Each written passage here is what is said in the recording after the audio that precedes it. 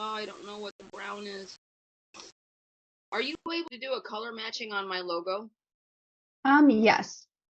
Because I think it might be faster for you. I've figured out the red, but my hair and the gray and the skin tone are just, it's probably not as smart a time suck for me to worry about that right now. No But I've problem. got okay, so I've got the palette, but all right, so I'm gonna get out of there and open this full screen again. So Okay.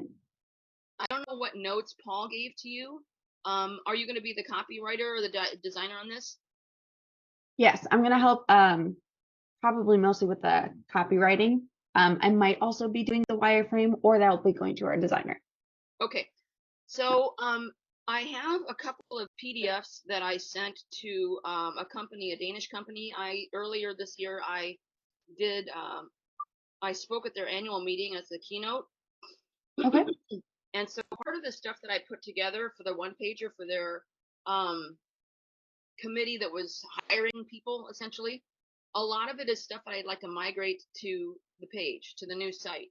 So Okay. actually, it's awesome that you don't know a lot about me, because when I was with Paul, and this is not a slight on Paul, because A, he knows what he's doing, B, he's an amazing person, but he knows me.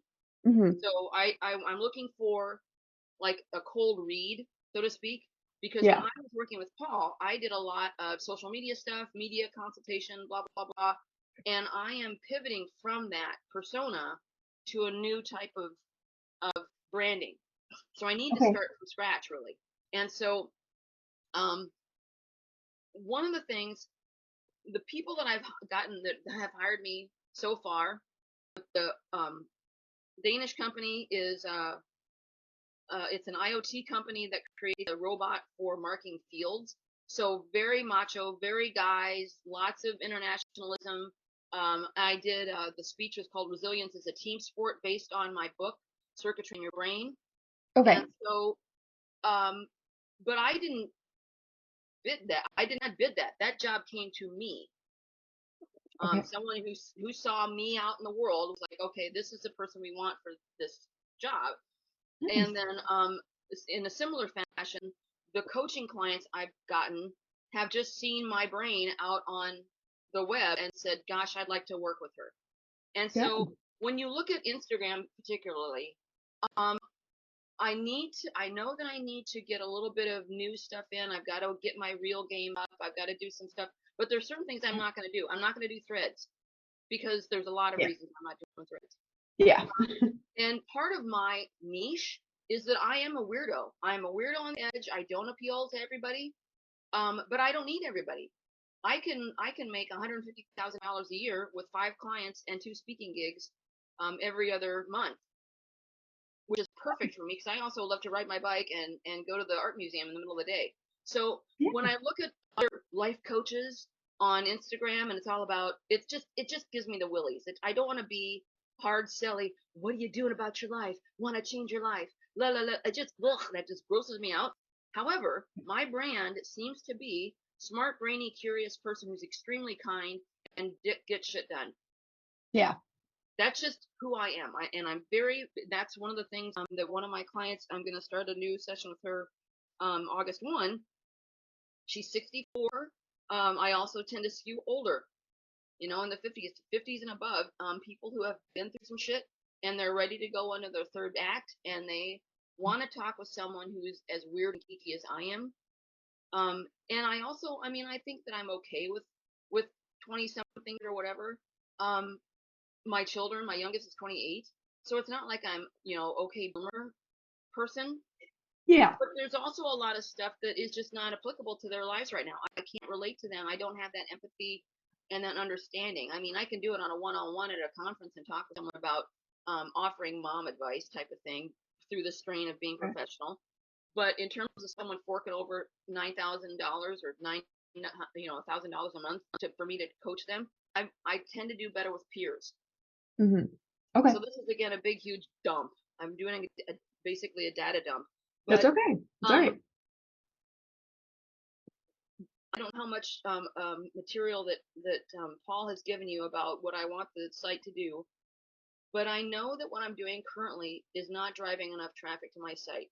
Part of that is intentional because my site is outdated and I don't want to send people to a site that I don't want to advertise, so to speak.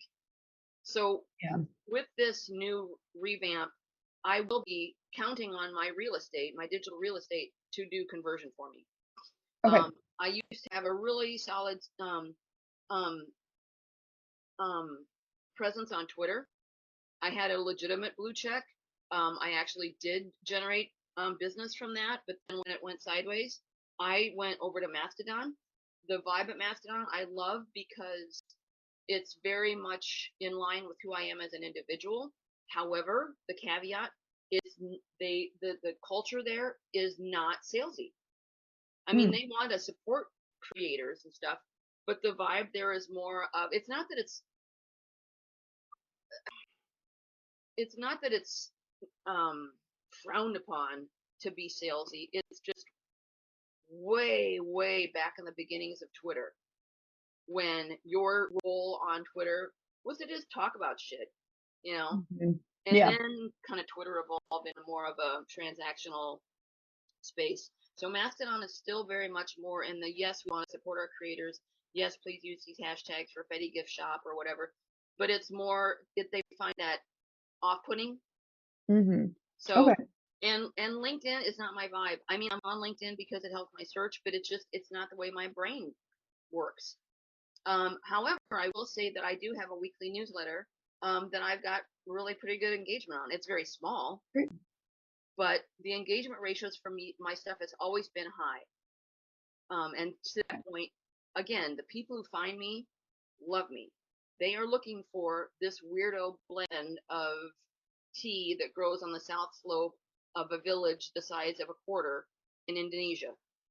So my conversion rate is through the frickin' roof because by the time people find me, they've already they've already filtered out the salesy schmoozy life coachy people, and they're looking for this.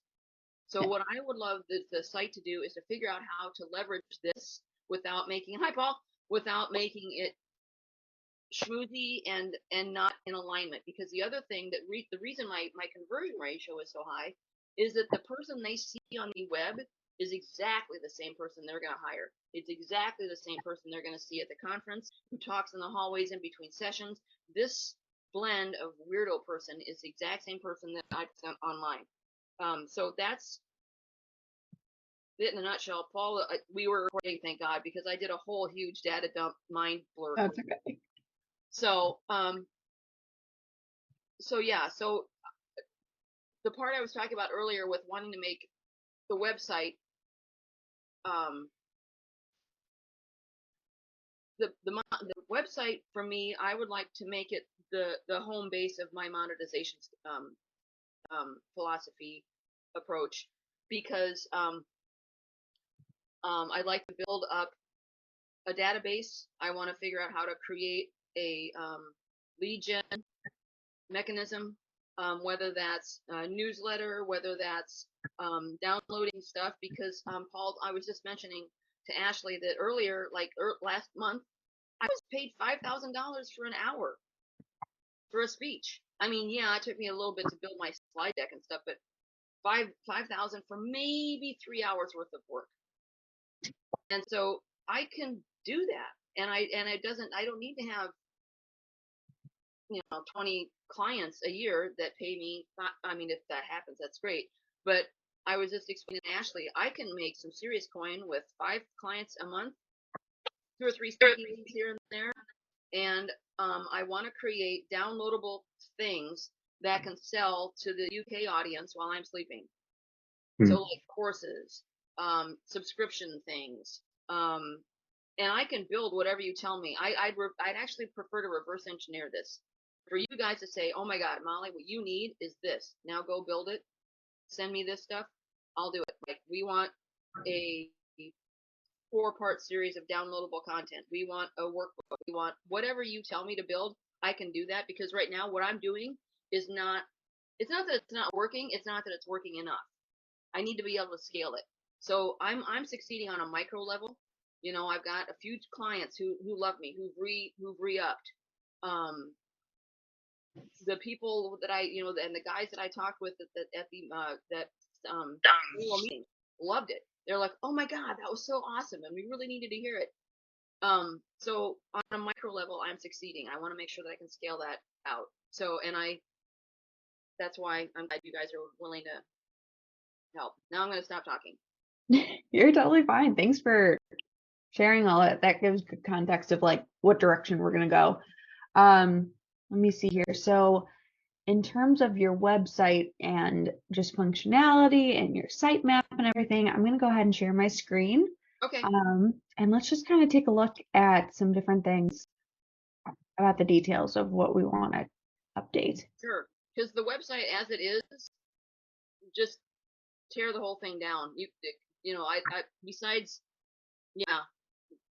there's like the shop, but the way that Balboa set this up, this website, actually, just to give you a very small background, is back in 2019 when I self-published, Balboa has tiers for authors. Like, this is like the mid-grade that allowed for a website build and a few other things that had to do with marketing, but this is basically a templated turnkey plug and play thing where they just zap in who you are, and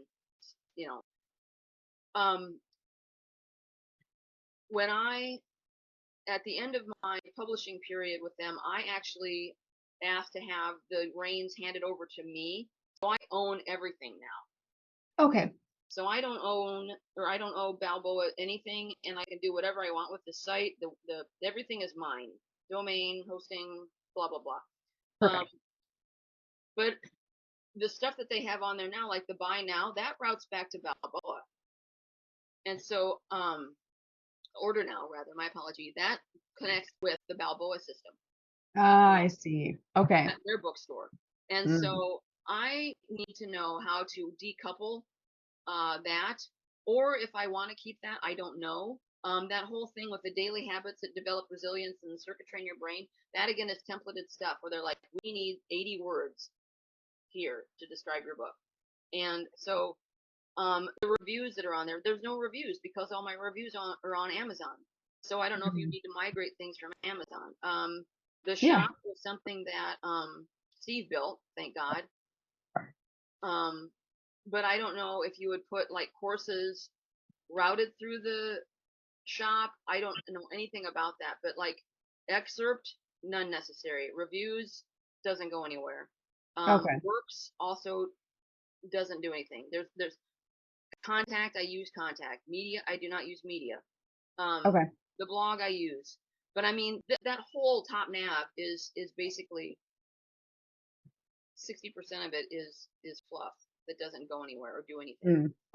Okay, gotcha. So we have the circuitry in your brain, and then we could have like maybe, trying to think of the right word, maybe it would go under media, but I think especially if you're trying to get more lead gen, having smaller pieces of work, downloadable things, that's going to give people more of that incentive, and that can always be something really easy to collect emails on. So maybe we could, let's go ahead and take a look at the media. Oh, and then while that's loading, Molly, is this a WordPress website? Yes. Okay, perfect. Alrighty. As you can tell, the spammers have been there. That's okay. And I don't know anything about, well, no, I take that back. I upload my blog post, but that is literally the beginning and end of my website knowledge. I don't know how to go in and get rid of those spammers. I don't know how to do any blocky stuff. Gotcha. I don't know how to do any updates to my software. It's probably running on outdated stuff. I see. Difference between that and the blog. Nothing. Again, it's like, So interesting. It's and so one of the things, so the blog I keep because I'm just gonna stop. You don't need to know why, sorry. So the blog I want to keep, I want to have a hire me or a book me, and that can be maybe a book me to speak, book me to coach, book me to whatever. And then I can create things like little short snippets. Like I have a thing about right now. I have as a pop up is um 3 things you can do to change your mind in less or change your mindset in less than a minute. And that used to go to my MailChimp. MailChimp was a pain in my ass. I had it for 4 years. I spent way too much. Mm-hmm. Terrible service. It was awful. And so I don't have so there was no way for me to migrate my stuff because of the way it was situated. I could never migrate my lists because one was active, and so it was cumbersome and Okay. crappy. So I just quit paying $50 a month for it because it was not worth $50 a month. So I don't even know where to put people anymore to build a database. Oh, let me think. Paul, do you have any ideas for, I mean, I'm thinking like other email like providers like Constant Contact or Emma, but do you have any other ideas on what we could do for that?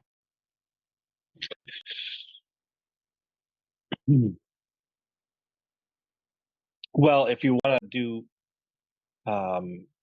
email marketing, then you're going to need to have an email marketing software. So yeah, Emma's the first one that comes to my mind.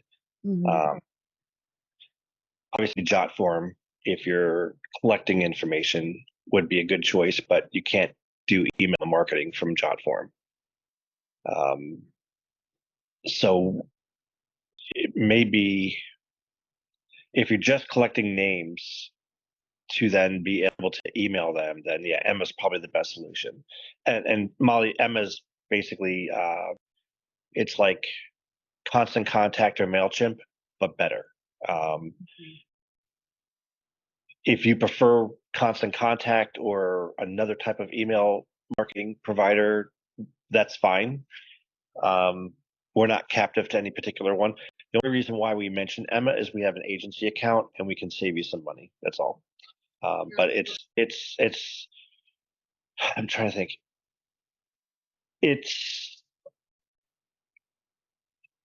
We'll have to look at the cost benefit analysis on that one, actually, I think, because Constant Contact, Constant Contact might be cheaper, and so we may want to go with that. Emma is $65 a month for up to 2,000 emails a month.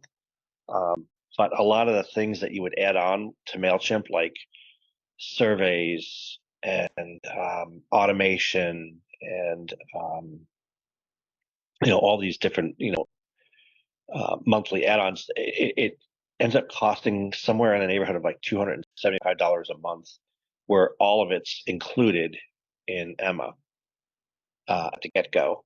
But it's still $65 a month if you send up to 2,000 emails. And then if you send more than 2,000 emails, let's say you send 3,000, then it's another $20. So it's $85 for that particular month. Constant Contact, I think, is cheaper. Again, it's like MailChimp, where you get the baseline for whatever it is, $30 or $25. And then every time you do an add-on like a survey or automation, then it starts to add up to more. So if you were using those add-ons, Emma ends up being a lot cheaper. But if you don't use those add-ons, then MailChimp and Constant Contact end up being cheaper. So that's something we can kind of do a cost benefit analysis on. Okay. Well, what I did is I basically I sent an email through MailChimp that to my subscribers and said, hey, I'm not doing this anymore, and this is why. And I migrated my weekly newsletter to LinkedIn, which my subscriptions are fewer. The open rate is still, I mean, I still get engagement on that. And it's also opened me up to a different audience. I have an entirely different type of audience that in some ways is better because the people who follow me and subscribe to MailChimp were people who knew the Women with Drive version of Molly. Mm-hmm. And so as I move into speaker coach, life coach, or speaker author life coach, it might be something completely natural to segue to a different service so that people can say who never known, who don't know the other version of who I was. Right. So I'm open to that as well. My biggest goals are the cost benefit analysis. I want to make sure, because what I was doing with MailChimp was super cumbersome, did not meet my subscription needs. And I didn't understand, and their service sucked. Never got a hold of me when I said, hey, I'm having difficulties here. Crickets. So if you know something better, and it might be that they answer you more because they're an agency, and I'm just some poor schmo who's an individual paying customer. But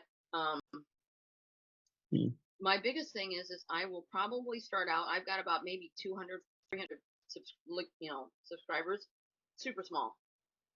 So I want something that will grow with me to a point where it can be, the scaling is there for at least another, 2 years. It's going to take me probably 2 years to really generate some serious coin. So I want some growing space. Yeah, well, maybe that you just stick with LinkedIn for now then. Well, that was kind of what I was thinking. And then when I get to the point where I've got enough subscribers, migrate them or say, hey, this is my weekly thing. I don't know. And that's what I don't know. I really don't, Paul. At some point, I'd be super open to just having PGM say, Molly, this is what you're not doing that you should be doing. Because I'm not in that game any longer. I've been out of that game, and you guys know more about marketing than I do. So yeah, and you'll definitely get more engagement on social media than you will on an email newsletter for sure. So maybe we just stick with that. You can't necessarily quote unquote migrate names from LinkedIn to an email marketing platform. It's a very manual process. You have to go one by one and get their email address and then put it in there. So at some point, yeah, you do need to collect email addresses so you have that captive audience, and you do need to have an email provider, but it's not a today problem. It's just something we have to be aware of. Okay. My biggest goal right now is to have my website align with what I'm doing today. What we're looking at right now, that person doesn't exist any longer. She does in a form, but what I'm doing right now is more than just a book. So that's what I wanted to write. I wanted to also reflect, Molly, the person you're going to be hiring, which is something that I was kind of covering with Ashley before you hopped on the call. So So Ashley, this is just basically, and I think I started this on the Trello card, outlining the content and then wireframing a Divi site, basically aligning with that content. So author, speaker, and then she had hired Steve Leviza directly to do a WooCommerce shopping cart. Cool. Okay. So we can decide, if that stays or whatnot, and then just integrate that. But we can integrate the WooCommerce shopping cart into Divi. Yeah. Okay. And this would be probably starting from scratch. No problem. Yeah, I think that this has been helpful to kind of get a sense of where you want it to go, and also in terms of content, specifically what content you want to keep. So I think that we've got everything we need in order to build those things out. Is there any other questions or anything that you want us to keep in mind while we're wireframing? Well, first of all, I don't know what wireframing means, but so what I have is I'm going to send you those 2 one-pagers that I sent to Turf Tank. Okay. Because they have a lot of like globs and bullet points and stuff that you can mix and match and do stuff with it. I'd also like to include all the logos, and those are part of the one-pagers. I mean, like Bustle, CNN, Christian Science Monitor. Those are places I've been. So when people go to my site, I want them to see those logos. I want them to understand that I'm internationally known in some small spaces, but still BBC, dude. I was interviewed on the BBC. I think that's worthy of letting people know. Absolutely. I'm also wanting to include some testimonials. So I don't know if you want to do like a front page galley or whatever you call those moving wiping pictures. Like a little slider. Thank you. Yeah. No, it's okay. So and I got permission from some people to use testimonials. So I'd love to have those incorporated as part of the design, and I can send those to you. But other than that, I'm honestly open to just you guys doing what you do so well, because I don't. I'm hands off and Okay. let you do what you know. It's what I'm not doing that you know that I need to be doing, and just speaking very generally, because I've been in newspapers and media for so long, I respond well to Molly. This is what I want, and this is what I need it by. Okay. Very direct, Molly. I need digital assets. I need copy. I need whatever it is. Very tell me what you want and when do you need it by, and then I build it out on my calendar. I build in some soft deadlines so that I'm giving you the tools you need to do your job. So Perfect. We can definitely work with that. That sounds it's a good. housekeeping issue. Yeah. Awesome. Okay. I think that we're all set. Paul, is there anything else that we needed to touch base on? No, I think what's pending in my mind is the content, but I guess we'll work in real time with Molly on that. I want to make sure that when you're wireframing this, you have an idea of all the different types of content that's going to be used on the site. Mm-hmm. Yeah, Okay. I don't have any sizzle reels. I don't have any, thing right now that I can upload to, here's Molly actually talking, Right. that sort of thing. I do have some YouTube videos, but again, there's something that I don't want to have associated with their new branding. Okay. So if you said, Molly, I need 2 minutes of you talking about something, I will go out and do that new so that people can see the version of them that they're going to be hiring. So if you say, again, reverse engineer it, Molly, we want to put sizzle reel, or some sort of a contextual thing here, Molly, go build it. I'll go get it figured out. So Okay. Okay. I That don't know if works. that's helpful or not, but No, it definitely is. okay, cool. Yeah, absolutely. Okay, we will go ahead and get started. I will touch base with you, Molly, if there's any, again, specific content needs, any additional questions, and we will be in touch. So thank you for jumping on today. I appreciate it. You're welcome. I appreciate you very much. And let me know if you need what you need. Okay, sounds good. Thanks. Bye. Yes. Bye.